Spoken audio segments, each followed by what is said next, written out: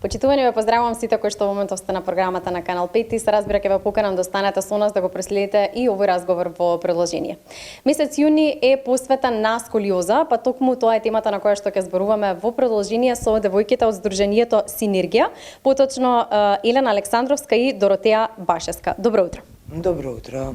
Најпрво да им објасниме на гледачите што е она кое што вашето здружение го направи на тема сколиоза и како вие ја кривате свеста. На темата сколиоза ние како терапевти сметаме дека треба малце повеќе да се зборува, затоа што не доволно од нашето искуство се зборува и решивме да направиме еден настан по повод месецот за подигање на свеста за сколиозата, кој што се организира сегден светот, и побаравме помош од институциите и ни дозволија да направиме настан кој што беше панел дискусија со доктори, терапевти и психолози, односно беше интердисциплинарен пристап кој што треба да се има секогаш кога станува збор за сколиоза.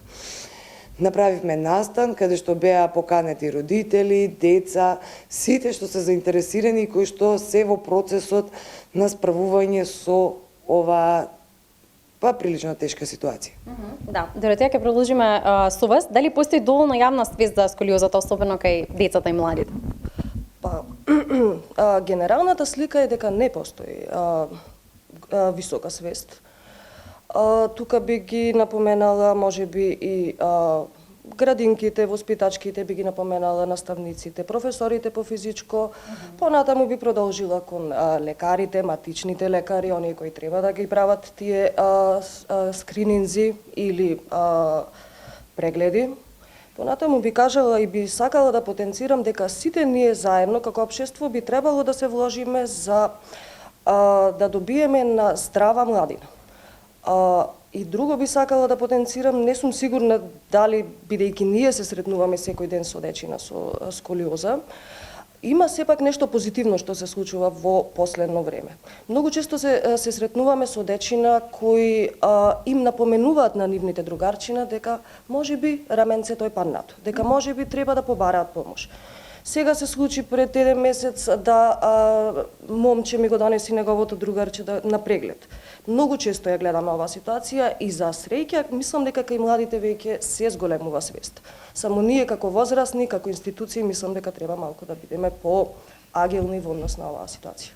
Да, убаво кажавте, затоа и го снимаме овој разговор за да кренеме се разбира малку повеќе свеста за оваа состојба. Елена, колку е важно раното откривање на сколиозата? Најважно од се е раното откривање. Раното откривање се случува.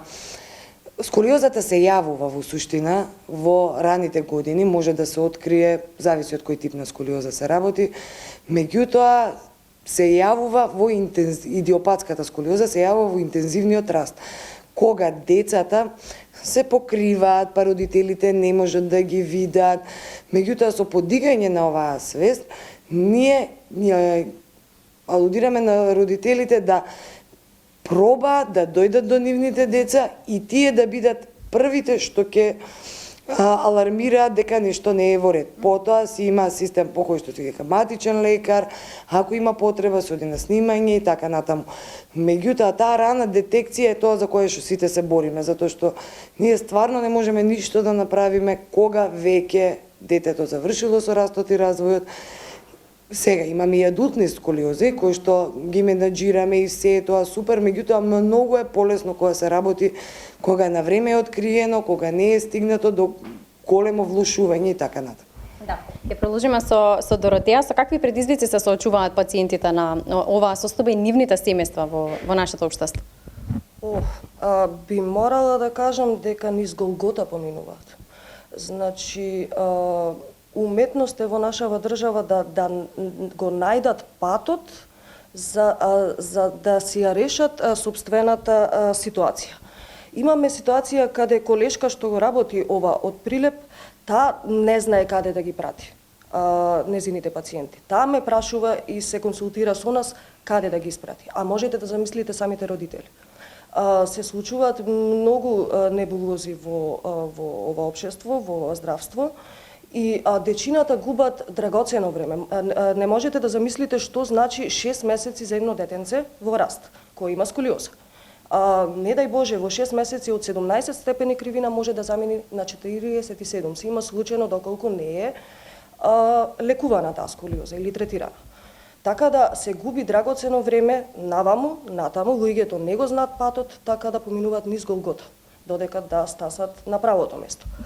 Од друга страна, се случува еден булинг, можам да го наречам, дечината се соочуваат со срам и страв да го носат, може би помагалото, ортоза, корсет, зафркавани се од другарчината. Така да тоа е нивното секојдневие кое заради кое и сето ова пробуваме да го направиме и да ја подигнеме свеста за сколиозата и да кажеме дека секој може да живее нормално и со сколиоза и со се.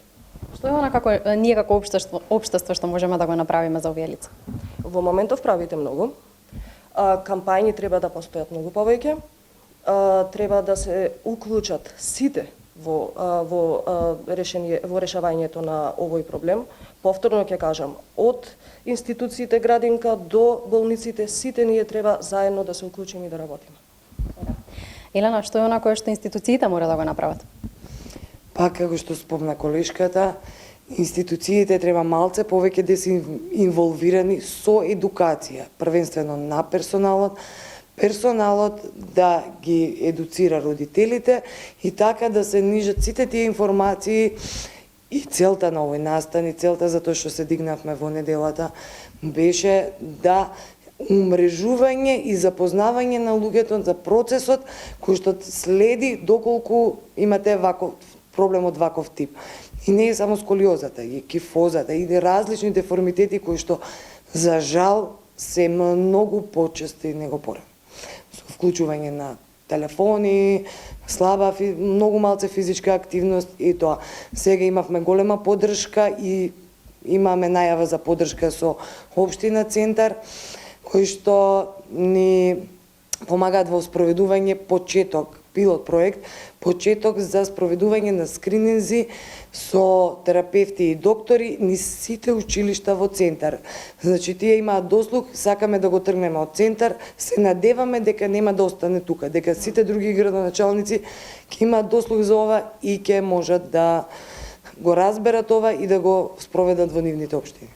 Да, се надевам дека сите оние кои што ви ветиле нешто ќе си ги исполнат ветувањата и како што кажавте ви, Елена, дека ќе се вклучат сите општини и градоначалници и да ви помогнат во сето она кое што вие го правите. Ви благодарам многу за овој разговор. Благодариме и на вас. Ви благодарам.